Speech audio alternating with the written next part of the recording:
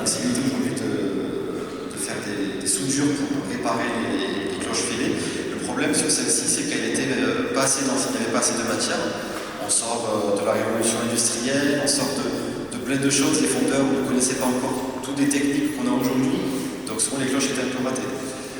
Et donc du coup, à la force de sonner, elle s'est cassée. Et lorsqu'elle est partie en rénovation, eh bien, il n'a pas été possible de la réparer parce qu'elle s'est abîmée encore plus.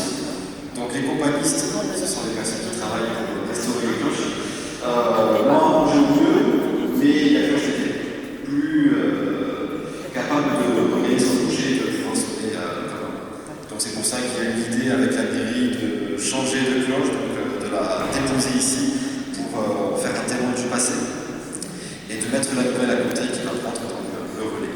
Voilà. Et donc du coup c'est important de le préciser parce que c'est une tradition qui se faisait beaucoup à l'époque mais que les gens ne connaissent pas forcément. Mais c'est important voilà, de savoir que les cloches ici, dans le Midi de la France, tournaient sur les clochers mûrs et qu'elles s'entendaient beaucoup mieux qu'avant. Alors beaucoup vont dire que ça peut être dangereux mais pas du tout, puisque la roulée tournante elle est bien, bien structurée.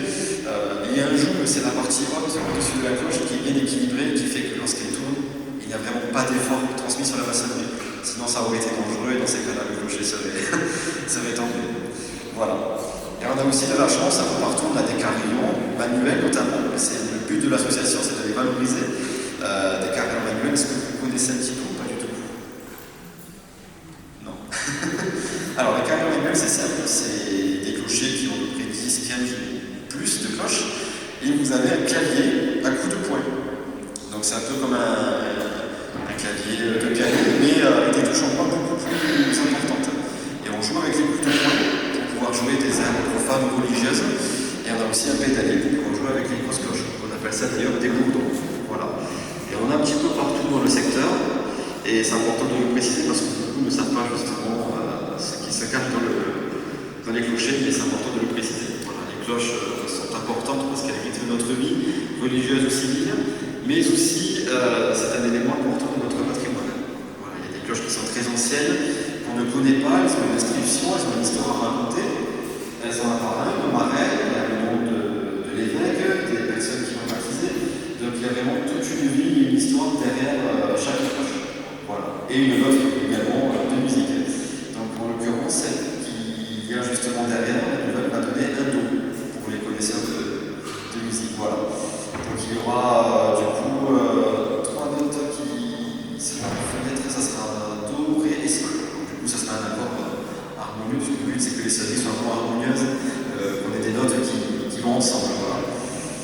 Et donc c'est important de le préciser. Voilà. Vraiment, les cloches, c'est un élément important du patrimoine local, mais aussi paroissial, parce que c'est vraiment quelque chose qui appartient à tout le monde. Et c'est aussi important de participer à ce moment-là, donc je vous remercie d'être présent, parce que ce n'est pas tous les jours qu'on assiste à la bénédiction d'une nouvelle cloche.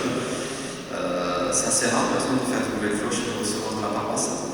Donc c'est une belle occasion de se rencontrer et de pouvoir assister à cette belle bénédiction, parce qu'on sait qu'une fois que la cloche sera bénie par l'archevêque, inaugurée et montée, elle sonnera pour des siècles, espérons-le, et nous ne serons plus là, qu'elle sera toujours là.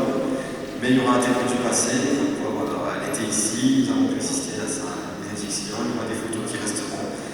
Voilà, c'est important d'en parler parce que c'est